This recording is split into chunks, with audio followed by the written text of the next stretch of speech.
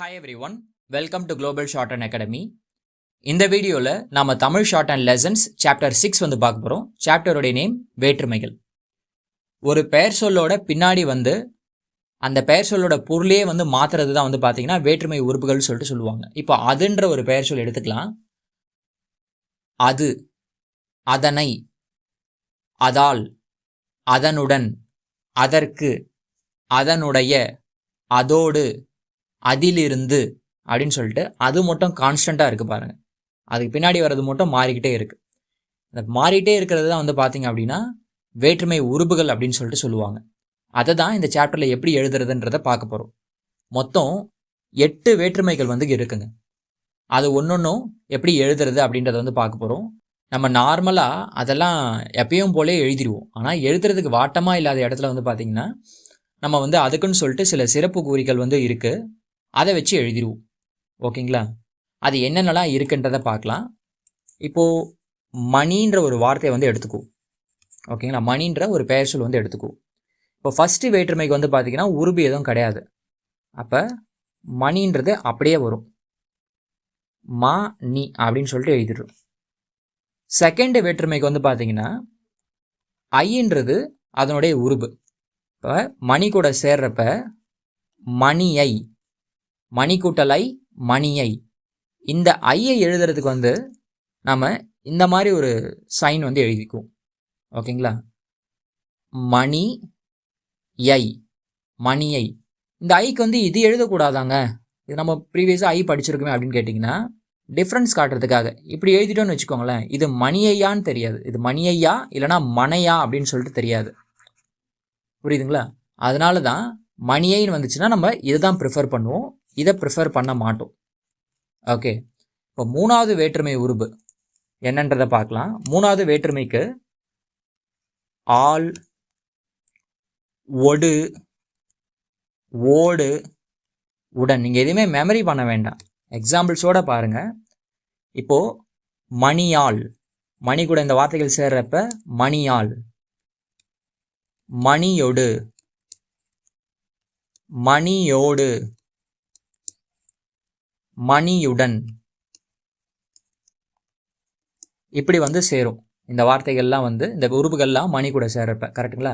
இந்த ஆளை எப்படி எழுதுறதுன்றதுன்னா ஆரம்ப உயிர்க்குரிய ஆ, அதில் எல், ஓடு, ஒடு, இதுக்கு வந்து பார்த்தீங்கன்னா டு மட்டும் நம்ம வந்து எழுதுவோம். ஓகேங்களா? உடனுக்கு வந்து பார்த்தீங்கன்னா நம்ம டா எழுதிட்டு இந்த மாதிரி ஒரு கொக்கி நம்ம வந்து எழுதிக்குவோம், உடன் அப்படின்னு சொல்லிட்டு. இது பின்னாடி படிப்போம், இது வந்து நா கொக்கின்னு சொல்லிட்டு படிப்போம். இங்கே இது மட்டும் ஞாபகம் வச்சுக்கோங்க. டா போட்டு ரைட் சைட்லேருந்து ஆரம்பித்து லெஃப்ட் சைடில் ஒரு கொக்கி எழுதுகிற மாதிரி, அதாவது கிளாக் வைஸில் ஒரு கொக்கி எழுதுகிற மாதிரி. ஓகேங்களா? இப்போ மணி எழுதுகிறோம், மணியால். சேர்த்து எழுத முடிஞ்சால் சேர்த்தே எழுதிடணும். மணியோடு, மணியோடு, மணியுடன், மணி உடன் அப்படின்னு சொல்லிட்டு சேர்த்து எழுத முடிஞ்சால் சேர்த்து எழுதிடணும். சேர்த்து எழுத முடியலன்னா இந்த மாதிரி பிரித்து நம்ம வந்து எழுதணும். ஓகேங்களா? மூணாவது வேற்றுமை உறுப்பு முடிஞ்சிருக்கு. இப்போ நாலாவது வேற்றுமை அதில் என்னென்னலாம் இருக்குன்றதை பார்க்கலாம். கு, மணிக்கு. இந்த கு எப்படி எழுதுறதுன்னா ஒரு கா எழுதணும், அவ்வளோதான். ஓகேங்களா? மணிக்கு அப்படி நம்ம வந்து எழுதிடுறோம். ஓகே, அடுத்து அஞ்சாவது வேற்றுமை வந்து பார்க்கலாம். இதில் என்னென்னலாம் இருக்குன்னு சொல்லிட்டு இல், இருந்து, இன், நின்று, இதெல்லாம் அஞ்சாவது வேற்றுமை உறுப்பு. இப்போ இதை அப்படியே மணி கூட சேர்த்து எழுதுறப்ப மணியில், மணியில் இருந்து, மணியின், மணியின் நின்று, இப்படி வந்து சேர்ந்து வரும். ஓகே, இப்போ இந்த இல்லுக்கு வந்து பார்த்தீங்கன்னா நம்ம வெறும் எல் மட்டும் எழுதிக்கிறோம். ஓகே, ஆளுக்கு வந்து ஆரம்ப உயிர்க்கு ஆ போட்டு நம்ம எல் எழுதணும். இல்லுக்கு வந்து பார்த்தீங்கன்னா வெறுமனே எல். மணியிலிருந்து அப்படின்னு சொல்லிட்டு வரப்ப இந்த அப்வர்ட் ஆர் அதை பாதியாக எழுதி அதில் ஒரு நா கொக்கின்ற மாதிரி ஒரு கொக்கி நம்ம வந்து எழுதிக்கணும். இல்லைன்னா டவுன்வர்ட் ரா இப்படி எழுதி இந்த மாதிரி ஒரு கொக்கி மாதிரி யூஸ் பண்ணிக்கணும். இதை பற்றி நம்ம பின்னாடி படிப்போம், நான் கொக்கின்னு சொல்லிட்டு. சரிங்களா? மணியின் அப்படின்னு வரப்ப நம்ம எண் மட்டும் எழுதிப்போம். ஓகே, இந்த இன்னுக்கு வெறும் எண் மட்டும். இன்று அப்படின்ட்டு பார்க்குறப்ப இந்த மாதிரி ஒரு குறி எழுதிக்கும். இதுவுமே வந்து பார்த்தீங்கன்னா ரா கொக்கின்னு சொல்லிட்டு சொல்லுவோம், பின்னாடி நம்ம வந்து படிப்போம். ஓகேங்களா?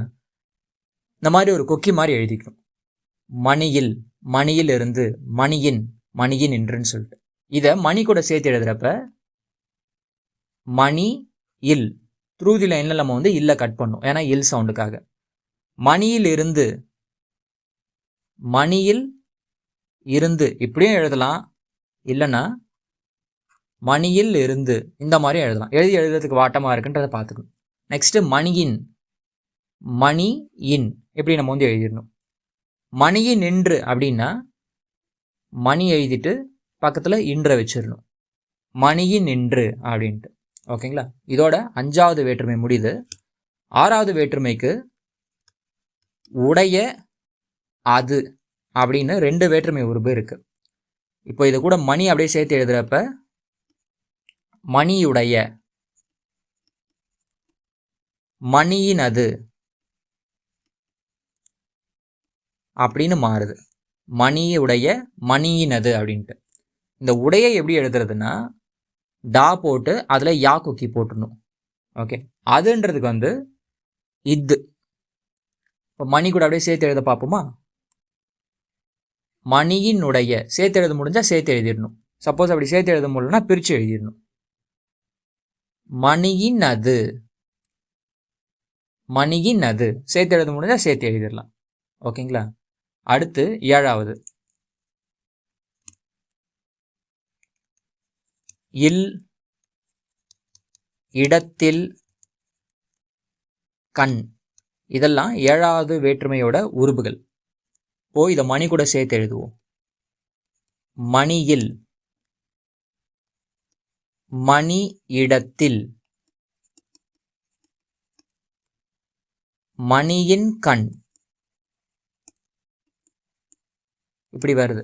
இப்போ இந்த இல் எழுதுறது ஆல்ரெடி நம்ம பார்த்துருந்தோம். எல்லை வந்து த்ரூ தி லைனில் எழுதணும் அப்படின்னு சொல்லிட்டு. லாவை இடத்திற்கு வந்து பார்த்தீங்கன்னா டா போட்டு இந்த மாதிரி எழுதணும்.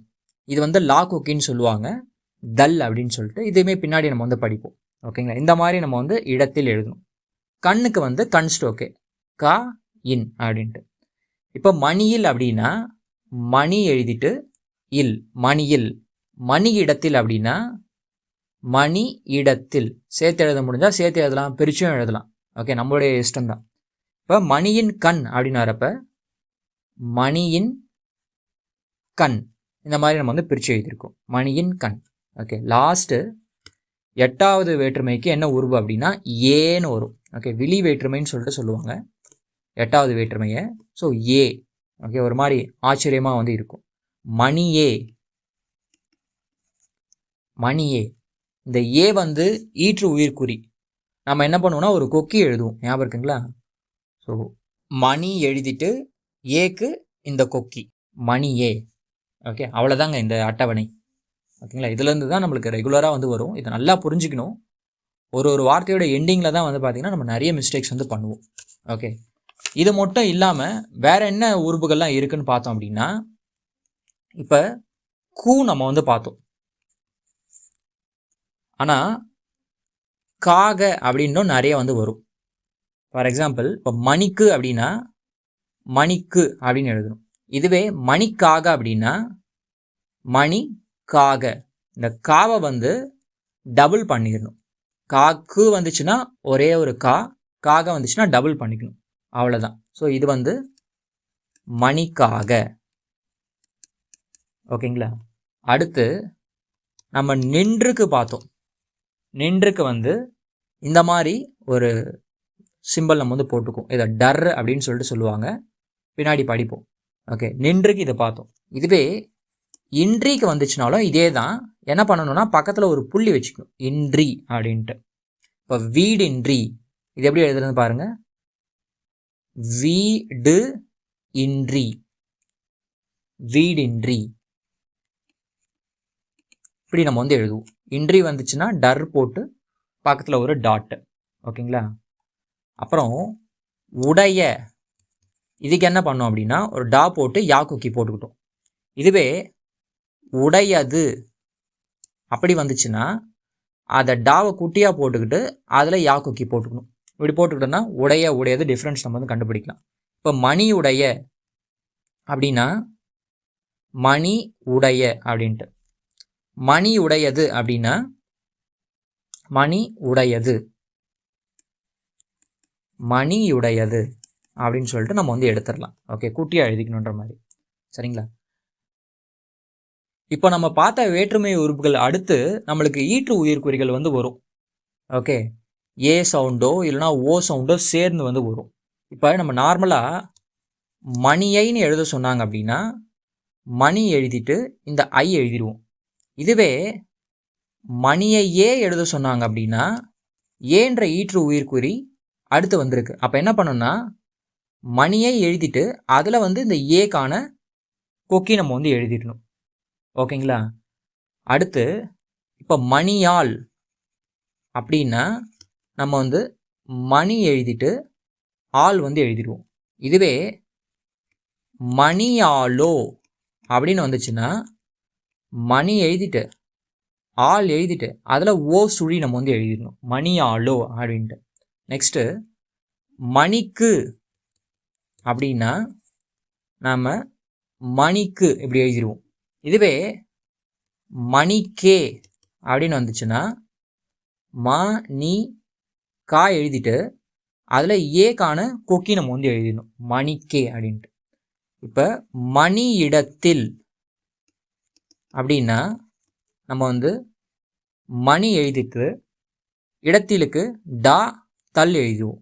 இதுவே மணி இடத்திலே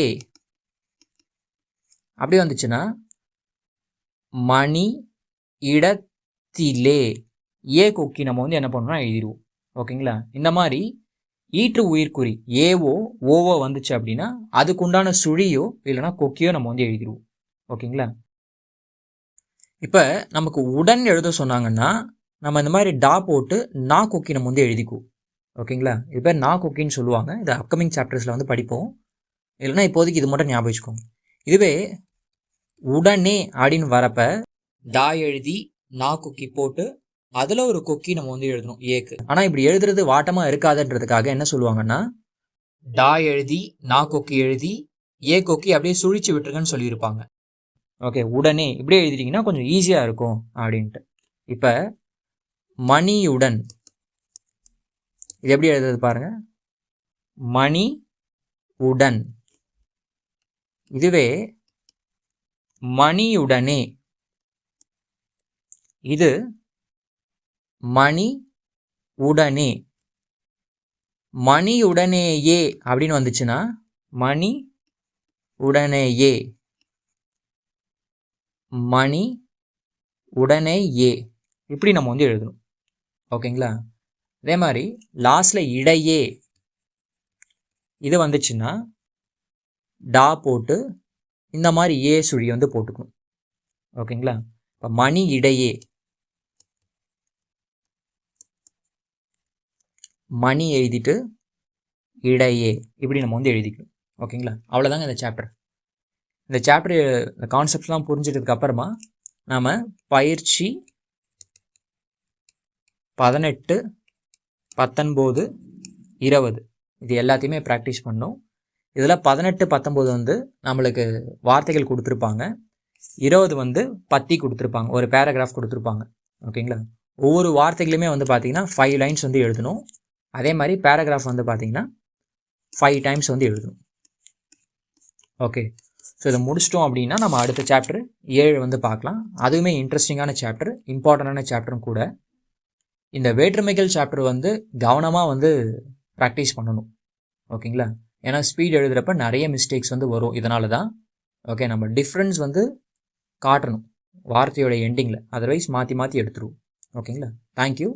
நம்ம அடுத்த வீடியோவில் சாப்டர் 7 வந்து பார்க்கலாம்.